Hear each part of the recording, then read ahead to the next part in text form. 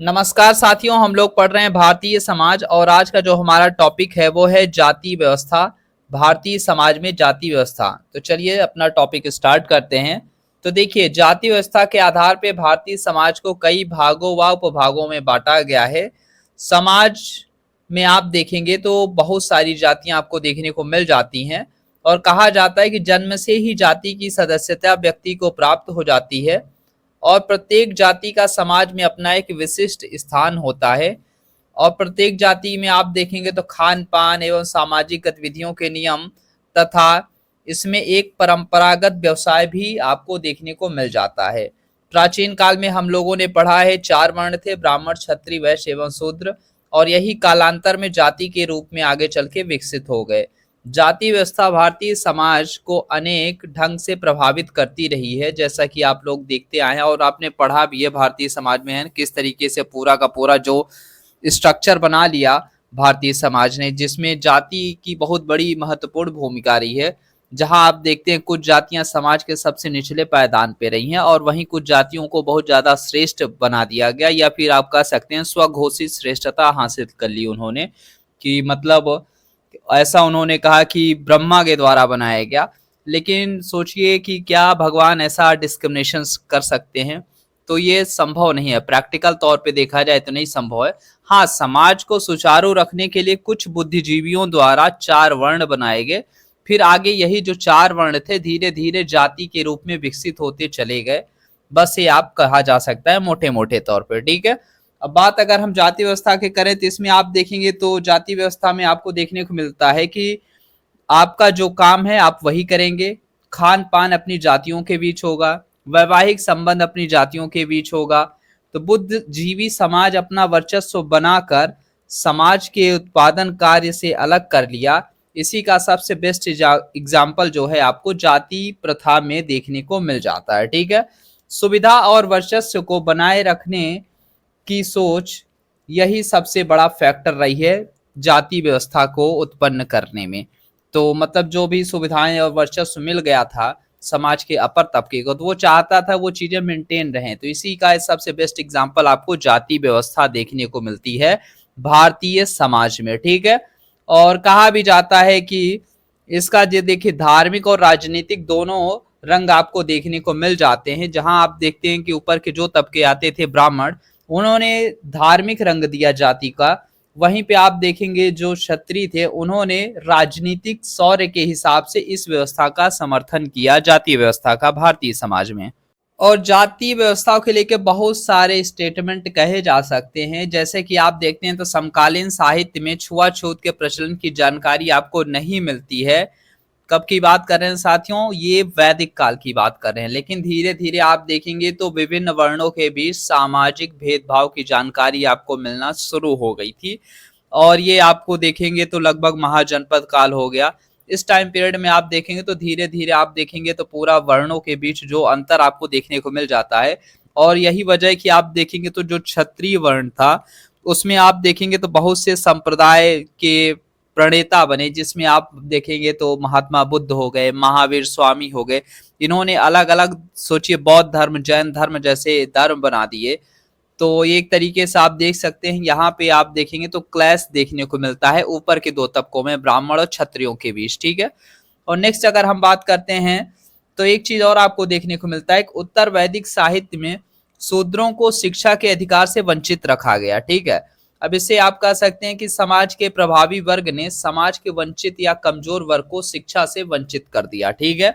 और समाज के विकास की प्रक्रिया में ताकतवर लोगों के द्वारा कमजोर लोगों को अधीन बनाए जाने की कहानी ही आप देखेंगे तो वर्ण व्यवस्था में देखने को मिलती है।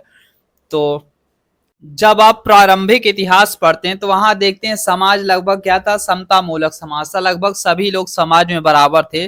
फिर समाज का क्लासिफिकेशन किया गया, वर्गीकरण किया गया, समाज को कुछ वर्गों में बांट दिया गया, जैसे ब्राह्मण, क्षत्रिय, वैश्य, शूद्र बांट दिए गए। लेकिन इसमें काम के आधार पे बांटा गया था कि चलो ठीक है आप ये काम करोगे तो आप इस तबके में रहोगे, ठीक है। धीरे धीरे क्या हुई, जब संरक्षणवादी सोच को बढ़ावा मिला तो ये जो आपका कर्म आधारित था वर्ण व्यवस्था वो जन्म आधारित हो गया, ठीक है। इतना याद रखना है आपको। और यही वजह है कि आप देखेंगे ना तो जो शुरुआती का समय था वहां कहा जाता था कि सब एक ही तरह के लोग थे।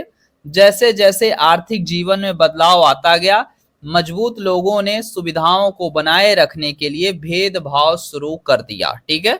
और किसी को शिक्षा से अगर आप वंचित करोगे तो उसके सोचने, समझने, तर्क करने और रोजगार के अवसर, ये सभी की सभी चीजें उससे छीन ली जाती है। मतलब जब आप किसी को शिक्षा से टोटली वंचित कर दोगे तो ना तो वो सोच सोच पाएगा ज्यादा, ना तो उसकी समझने की शक्ति रह पाएगी, और यहाँ तक तर्क वर्क कुछ कर नहीं पाएगा, और रोजगार के पूरे तरीके से अवसर ही छिन जाएंगे। सोचिए अगर आपको ही इस टाइम पीरियड में शिक्षा से वंचित कर दिया जाए, आपको कोई एजुकेशन न दी जाए, तो फिर सोचिए आपका समाज में क्या स्थान रह जाएगा। ठीक है।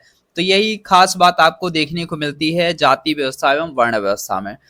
और नेक्स्ट एक चीज और आप देखेंगे तो जो शिक्षा है ये बहुत जरूरी है, क्योंकि आपको सोचने, समझने और तर्क करने के लिए मजबूत स्थिति में लाती है, और साथ ही साथ आपके लिए रोजगार के अवसर भी प्रदान करती है। लेकिन जब आप इसी चीजों से वंचित रह जाते हैं तो आप पीढ़ी दर पीढ़ी क्या होते चले जाएंगे, पीछे होते चले जाएंगे सामान्य समाज की अपेक्षा। जो सामान्य समाज जो चल रहा है जिस गति से, आप उससे बहुत ज्यादा पीछे हो जाएंगे। अब इसका यही कारण है क्योंकि आप समाज के जो मुख्य चीजें हैं उससे वंचित रह गए हैं, है ना। और समाज के लिए जो सबसे मुख्य चीजें, अगर किसी भी समाज को विकसित करना है उसको शिक्षा का अधिकार देना बहुत जरूरी है। और आज यही आप देखेंगे तो हम लोग को राइट टू एजुकेशन दिया गया है by the government of India. ये आपको भारतीय समाज में एक संवैधानिक अधिकार में, और यहाँ तक कि आपका ये मौलिक अधिकार है। ठीक ना, फंडामेंटल राइट है। खास बात ये एजुकेशन, राइट टू एजुकेशन, शिक्षा का अधिकार। और सोचिए उस टाइम पीरियड में जब शिक्षा से ही वंचित कर दिया गया, तो वो सोचिए वो तबका कहाँ पहुंच गया होगा। इस बात का अनुमान आप लगा सकते हैं नॉर्मल सोच के भी। ठीक है। जब आप भारतीय समाज को पढ़ते हैं उसमें एक चीज और आपको देखने को मिलती है, गोत्र व्यवस्था। तो चलिए आज इसकी चर्चा कर लेते हैं। तो देखिए गोत्र व्यवस्था थी क्या, एक मूल पुरुष से उत्पन्न समुदाय और उससे संबंधित ऋषियों के संदर्भ में गोत्र का उल्लेख किया जाता है। आज भी हमारे समाज में गोत्र बाहर विवाह की प्रथा प्रचलित है, मतलब गोत्र के अंदर विवाह संभव नहीं है। ये हमारे भारतीय समाज में देखने को मिल जाता है। और कहा जाता है कि पिता की तरफ से 7 पीढ़ी और माता की तरफ से 5 पीढ़ी विवाह वर्जित है। ये कबीलाई समाज में बहुत ज्यादा प्रचलित रहा है साथियों, तो इतना याद रखना है। और देखिए एक चीज और आपको याद रखनी है हमेशा, जो हमारा इतिहास है वो हमारी विरासत है। ठीक है। और विरासत दो तरीके से हो सकती है, एक पॉजिटिव हो सकती है और निगेटिव हो सकती है। तो हम दोनों विरासत को एक्सेप्ट करते हैं। ठीक है, इतना याद रखना है। तो दोनों, चाहे हमारी पॉजिटिव विरासत हो या फिर निगेटिव विरासत हो, ये दोनों आपको लेके चलनी पड़ेगी। जो पॉजिटिव है उससे हम चीजें सीख सकते हैं, और जो निगेटिव है उसको हम सीख सकते हैं एक लेसन के तौर पे कि हाँ हमें ऐसा आगे चल के कभी नहीं करना है, ये चीजें नहीं होनी चाहिए। ठीक है, इतना याद रखना है। अब बाकी जो पॉजिटिव है उससे हमें मोटिवेशन लेते रहना चाहिए और निरंतर आगे बढ़ते रहना चाहिए। उम्मीद करते हैं मेरी ये वीडियो पसंद आई होगी साथियों। तो मिलते हैं अपने नेक्स्ट वीडियो, तब तक के लिए आप सभी को नमस्कार।